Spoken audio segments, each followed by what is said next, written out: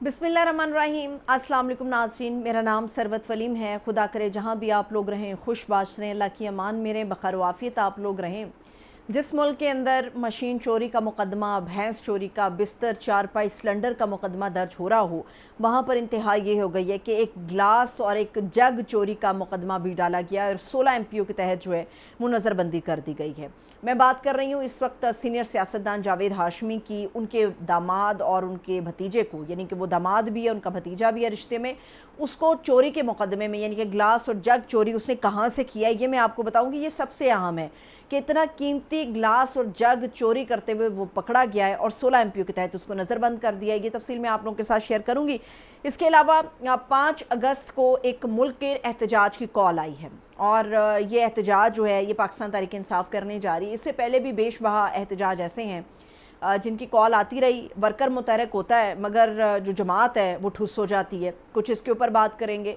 अभी इससे कुछ देर पहले हमारे वज़ीर ख़ज़ाना साहब जो हैं वो ये बात कर रहे हैं कि अब कोई भी दोस्त मुल्क पाकिस्तान के अंदर हमारे साथ एक लग्जरी बॉन्ड रखना नहीं चाहता। मतलब कि हमारे जो कर्ज़ों का मामला है, ये दोस्त की तरफ से जो हमें इमदाद मिलती थी उसके ऊपर उन्होंने हमें आंखें दिखा दी हैं।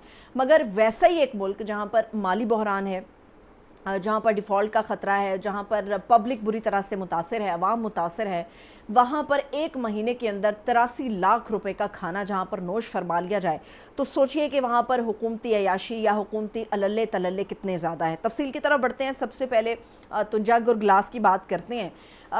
जावेद हाशमी साहब का जो भतीजा या उनका दामाद है, उसके घर से 50 किलोमीटर दूर अगर आप जाएँ तो वहाँ पर एक प्राइवेट स्कूल है।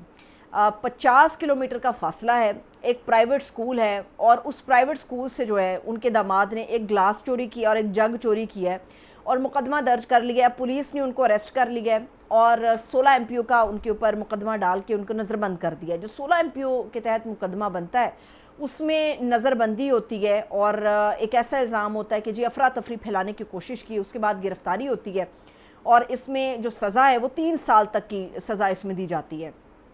पाकिस्तान एक ऐसा मुल्क हमारा बन गया है जहाँ पर हमारी बदकिस्मती ये है कि जजेस भी ऐसे जो केसेस हैं उनको एंटरटेन करते हैं, दरख्वास्त समाअत के लिए मुकर्रर हो जाती हैं।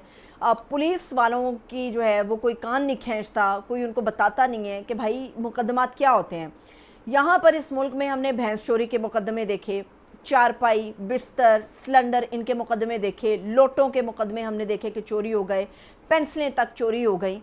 मगर जिन लोगों ने अंडरवेयर तक उठा लिए कभी उनसे तो पूछा नहीं गया, उनको तो स्टेट की तरफ से कभी कुछ नहीं कहा गया। दूसरी बात यह है कि अगर एक शख्स ने कोई वो सोने का गिलास और जग था जिसको चोरी करने की कोशिश की गई, सोने की बात याद आती है तो नवाज शरीफ साहब का घर याद आ जाता है जिसके वॉशरूम्स के अंदर जो है वो सोने के कमोड लगाए गए थे। अब पता नहीं है सोने का कमोड वही काम करता है या दूसरा सेरेमिक का कमोड भी वही काम करता है, अब खुदा बेहतर जाने। मगर पाकिस्तान के अंदर जहाँ पर ये हमारे यहाँ पस्ती का आलम हो, इखलाकी पस्ती का, कानूनी पस्ती का, वहाँ पर आप क्या एक्सपेक्ट करते हैं? होना तो ये चाहिए कि पाकिस्तान के अंदर जो इस वक्त असल में अफरा तफरी है उसकी वजह यह है कि अवाम कहती है कि हमारा वोट चोरी हो गया। इस वोट चोरी के बाद सारी अफरा तफरी कायम हुई। तो कोशिश ये करें, क्योंकि PTI के पास तो इस वक्त पूरी एक फ़ौज है वकीलों की, तो PTI की जो लीगल टीम है या उनके वकला है या उनके मुआवनकार हैं वो ये लोगों की मदद करें कि इस किस्म के केसेस की बजाय हर बंदा उठे, PTI वालों से रब्ता करे, अपना वोट चोरी का मुकदमा दर्ज कराए और वोट चोरी के मुकदमे के ऊपर जो है वो अदालत के अंदर केस लेकर चला जाए। ये जो सारी अफरा तफरी है, अगर हर बंदा अपने वोट के चोरी का मुकदमा दर्ज कराता है कि जी मेरा वोट चोरी हुआ है, तो उसका सबूत देना पड़ेगा ना आपको। सबूत ये होगा कि उस हलके को खोला जाएगा। जब बेशतर लाखों की, सैकड़ों या दर्जनों की तादाद में ऐसे केसेस रिपोर्ट होना शुरू हो जाएंगे कि अवाम ने अपने वोट चोरी का मुकदमा दर्ज कराना शुरू कर दिया है, तो ये जो अफरा तफरी का इतना बड़ा माहौल खुला हुआ है ये सारा का सारा जो है ये कूजे के अंदर बंद हो जाएगा। अदालतों को सुननी पड़ेंगी ये दरख्वास्तें, बॉक्सेस खुलेंगे, फॉर्म 47, 45 का मामला खुलेगा, तो ये जो अफरा तफरी है ये ऑटोमेटिकली ख़त्म हो जाएगी। फिर किसी का गिलास जागो, किसी की भैंस या किसी की चारपाई और बिस्तर, इस किस्म के भोंडे और बोगस किस्म के ना मुकदमात सुनने को मिलेंगे, ना ही पाकिस्तान या हमारे कानून की कोई जग हसाई होगी। अब आते हैं इस चीज़ के ऊपर जो मैं PTI की बात कर रही हूँ। پی ٹی آئی نے ابھی سے کچھ دیر پہلے پی ٹی آئی کے جو رہنما ہیں انہوں نے ایک پریس ٹاک کی ہے اور یہ بتایا کہ جی 5 اگست کو چونکہ عمران خان صاحب کی قید کو پورا 1 سال ہو جائے گا تو 2 چیزیں ہیں جن کے اوپر غور کیا جائے گا. کل ان کی ایک میٹنگ ہونے جا رہی ہے تو اس وقت پی ٹی آئی یہ پلان کر رہی ہے کہ ایک تو 5 اگست کو عمران خان صاحب کو 1 سال پورا ہو جائے گا تو ملک گیر ہم احتجاج کریں گے, مظاہرے کریں گے, اور دوسری بات یہ ہے کہ مہنگائی کے خلاف بھی لوگوں کو نکالیں گے. پہلے آپ یہ فیصلہ کر لیں کہ آپ لوگوں نے کرنا کیا ہے کیا نہیں کرنا, کیونکہ بار بار احتجاج کی کال آتی ہے, آپ کا ورکر متحرک ہوتا ہے, پھر آپ مایوس کر دیتے ہیں. بار بار کال آتی ہے, ورکر متحرک ہوتا ہے, آپ پھر مایوس کر دیتے ہیں. پی ٹی آئی کی لیڈرشپ کو صرف اتنا پتہ ہے کہ ہم نے اعلانات کرنے ہیں, ان اعلانات کے اوپر ایگزیکیوشن کیسے ہوگی یہ ان کو نہیں پتہ. جماعت اسلامی والے ایک کال دیتے ہیں, چاہے آپ ان کے اوپر کوئی بھی الزام لگائیں کہ جی حکومتی سرپرستی ان کو حاصل ہے, چاہے آپ یہ کہیں جی اسٹیبلشمنٹ کے وہ 10 برسہ وہ آئے ہیں, اسٹیبلشمنٹ کی معاونت انہیں حاصل ہے, انتظامی اداروں کی معاونت حاصل ہے. الزام لگانے کو کوئی بھی الزام لگایا جا سکتا ہے, بات یہ ہوتی ہے کہ کتنا جگر ہے, کتنا کلیجہ ہے آپ کے اندر, کیا آپ کر سکتے ہیں. پی ٹی آئی کی لیڈرشپ بار بار اعلانات کرتی ہے مگر جب ایگزیکیوشن کا وقت آتا ہے تو وہ ہمیں پیچھے ہٹے ہوئے نظر آتے ہیں.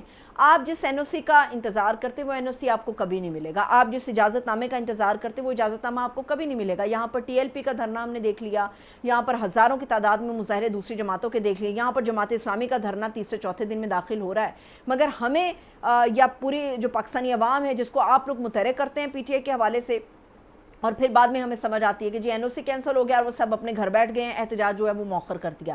یہ چیزیں پی ٹی آئی کو نقصان پہنچائیں نہ پہنچائیں, عمران خان اور اس کے ویژن کو نقصان پہنچا رہی ہیں, اور اس نقصان میں جو برابر کی حصے داری ہے وہ پی ٹی آئی کی یہ لیڈرشپ کر رہی ہے جن کو صرف اعلانات کا پتہ ہے مگر ایگزیکیوشن کے حوالے سے وہ کچھ نہیں جانتے.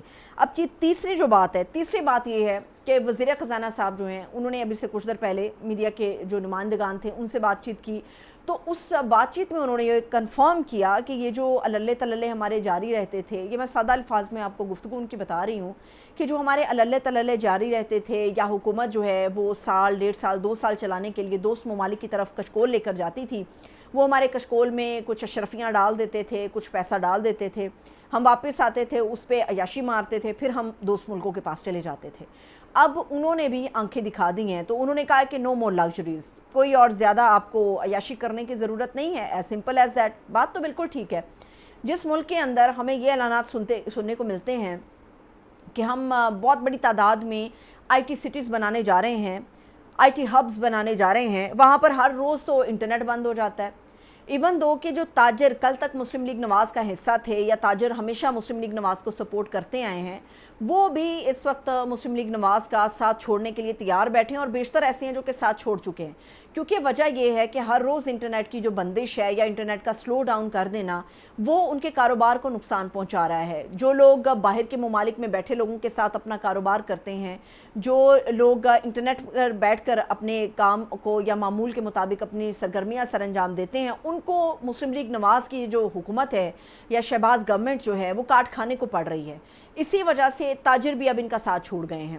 سرمایہ کار اس ملک میں آنے کے لیے تیار نہیں ہے, اور جو آنا چاہتا ہے جب وہ یہ دیکھتا ہے کہ ہمارے ملک میں حالات کیا ہیں, ٹکراؤ ہے, گورنمنٹ کا پی ٹی آئی سے ٹکراؤ ہے, گورنمنٹ کا جوڈیشری کے ساتھ ٹکراؤ ہے, جوڈیشری سے فیصلے پی ٹی آئی کے خلاف آ رہے ہیں, پی ٹی آئی جو ہے وہ ریزسٹنس کر رہی ہے. یہ جو ایک عجیب و غریب سی صورتحال ہے, اس میں کوئی بھی سرمایہ کار یہاں پر آنے کے تیار نہیں ہے. اور ابھی میں کچھ دیر پہلے پڑھ رہی تھی کہ جو فائزر کمپنی ہے غالباً اس نے بھی پاکستان کے اندر جو اپنے شیئرز ہیں یا جتنے بھی ان کے معاملات تھے, کاروباری معاملات, وہ بند کر دیں, اور جتنے بھی ان کے شیئرز تھے انہوں نے لکی گروپ ہے غالباً شاید اس کو انہوں نے فروخت کر دیے ہیں. پاکستان کے اندر سرمایہ کاری کی یہ صورتحال ہے, کوئی آنے کے لیے تیار نہیں ہے, انٹرنیٹ یہاں پر نہیں چلتا, مگر اس حکومت کی عیاشیاں. اب آتے ہیں بات عیاشیوں کے اوپر.